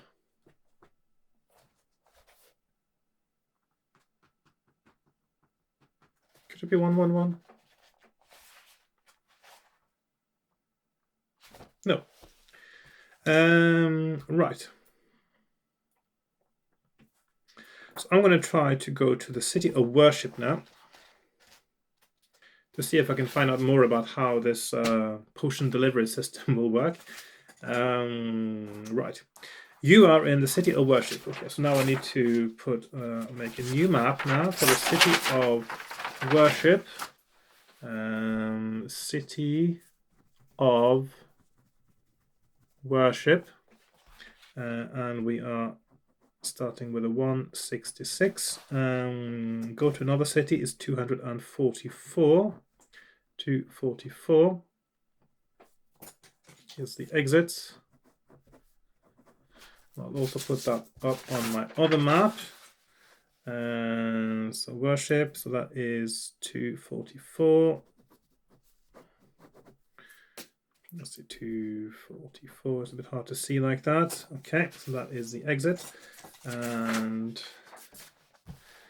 right, what other options do we have? Well, I'll have to read the paragraph first, won't I? Okay, so you are in the city of worship. If you have been to the city before, turn to 67 immediately. Okay, so 67, B for before.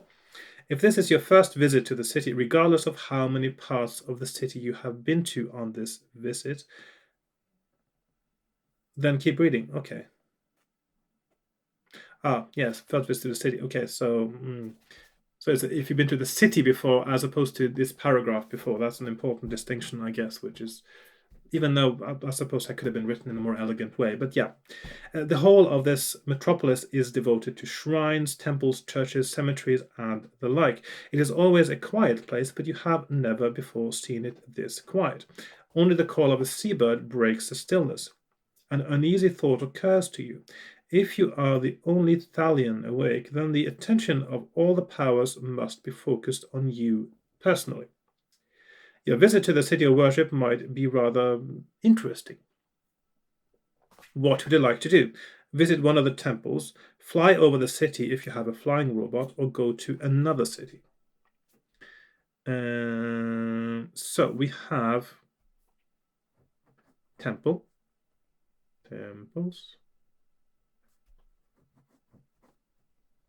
fly over the city, 227, fly. Or go to another city. I'm going to try flying over the city to see what happens there. A violent storm is coming from over the ocean. It will strike land in minutes. If you fly into the storm, turn to 12. Storm. If you fly inland, away from the storm and the city, turn to 244, which is leave the city. I'm going to fly into the storm. You are now flying above the city. The storm is incredibly violent. You cannot control your flyer. Roll 2 dice. If the result is less than or equal to your skill, turn to 316. Yes. So that is test skill.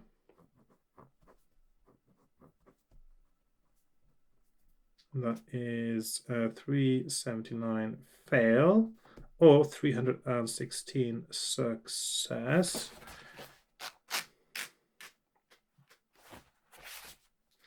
You regain control of your flyer. Though the buffeting is terrible, lose 1 stamina point. So there's a lot of... Actually, I keep forgetting to make a note of these, but -1 stamina there. If you have a flask of liquid in your possession, count the letters in both words of its name, multiply that number by 10, and turn to that reference. It's called Blue Potion, isn't it? I'll just to double check now, just to see I didn't miss that. One is a flask of Blue Potion. 1, 2, 3, 4, 5, 6, 7, 8, 9, 10 letters. Times 10 is 100. So that means I should now be going to secret paragraph 100. If you have no flask, turn to 166. So that is back to the square of the city there. So I'm going to go to paragraph 100. 100. When your instruments tell you that you have penetrated to the heart of the storm, you take the precious flask of Blue Potion and unstopper it. You quickly pour it through the ejection lock. It diffuses in the air around you. You smile. You know the storm will quickly carry to every part of Thalos, but when you land, the people of the city of worship are still asleep. Obviously, the potion was not sufficiently potent. Did I need to ask divine powers to make it more potent first? I must have done something wrong. Or maybe this is just a red herring, or in this case, a blue herring. Maybe it's just giving me a false sense of hope. Very cruel to give you a false sense of hope like that. 166. Well, in that case, I need to do something else, don't I? I've sort of had my hopes up now on the fact that the blue potion might actually be what I needed to do. I'm going to visit one of the temples and give the gods the right telling off. Which temple would you like to visit? Okay, so we got 1, 2, 3, and 4 different temples. 365. Peace. Fear, 304. Fear. Nothingness, or glory, 339.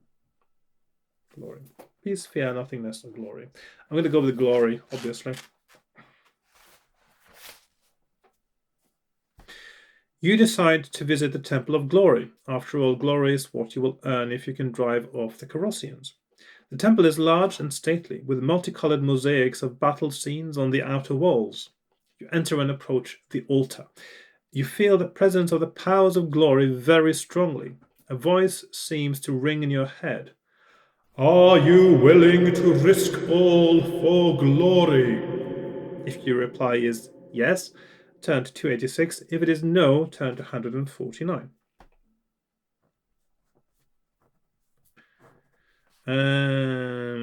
Okay, so it is yes or no. 149 no, or 286 yes. Well, of course I'm willing to risk everything for glory. I am the hero, after all. Then face your foe, comes the answer. In front of you appears a Corossian soldier armed like yourself. You must fight him. If you escape, turn to 21. It doesn't sound like escape is a good idea, actually, because yeah, no, because that's not much glory in that, is there? Okay, so like so. Okay, so escape is 21 ESC, and defeat, victory in this case for me, so win 352. So we are fighting. I got 10, 15, 10, 15, and I'm fighting a 10. 10, not an easy battle. No skill, 11 versus 9. I am down to 13. 8, 9, he's down to 8. 10. excuse me, 7, I'm down to 11. 7, 7, draw. 8, 8, draw. 10, 7, I'm down to 9. 6, 7. Okay, maybe I should use... I'll use a luck point, see if I can do some extra damage. No. So he's got 7 now. 9, 5, I've got 7 as well. Neck and neck. 5, 10, 5, 5, 9, 3, 7, 10, 1 hit point left, this guy, 8 and 4. No, I'm down to 5, 6, 6, draw, 11, 7, I'm down to 3 hit points. He rolls a 10, I roll a 6, I've got 1 left, it is sudden death. He rolls 5, I roll 3, and I'm dead. Well, I suppose I risked it all for glory. Didn't I just? Okay, so that is where I end. Let's see, I'll just have to make a note here. There's a 10-10 battle there. Right, so that was an interesting and unusual ending to this particular game, I suppose. So that is... I got a lot further today. I've got... that's my main map there. City of Been to Knowledge, Storms, Worship. Did all those places. Let's see, I'll just move that a little bit aside. Right, so yeah, I'm really enjoying this book. The structure is so different, and I'm still don't know what I'm supposed to do now, because I had the blue potion and I thought, oh, that'll do the trick, but not potent enough. So then the question remains, is there something I can do with that blue potion to make it potent enough? For instance, to pray to the right god, or is there something else I'm supposed to do, and that is just a red herring? It is quite possible it is a red herring, because it just seems too simple. But then again, it did say in the introduction that there would be a simple path through and 2 more difficult ones.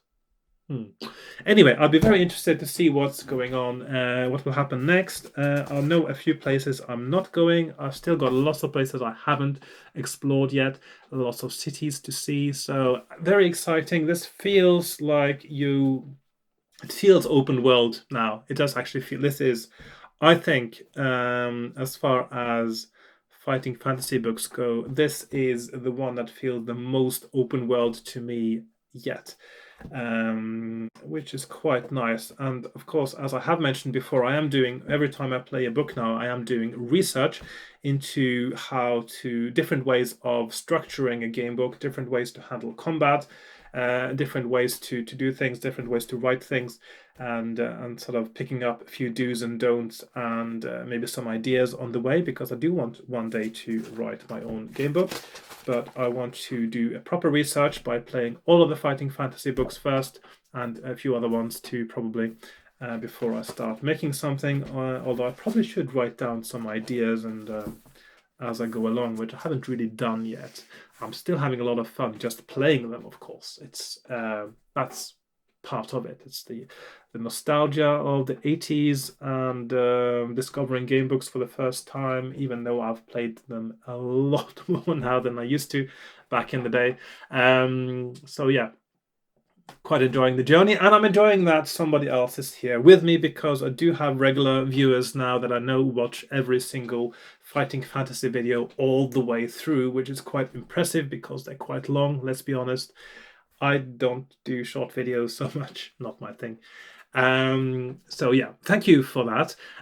So yes, if you watched all the way through, and which is probably the only reason you'd be at this point and hear me say these words, thank you very much. I really appreciate you're taking your time to do that, and I hope you enjoyed it. So I'm not going to go through the list of things that you're supposed to do on YouTube, like all the liking and subscribing and stuff. You know the drill. So I don't see the point really. Why should I remind people all the time? Yeah. I'm just going to say thanks for watching and goodbye for now, and I'll see you in my next one. So thank you. Bye bye.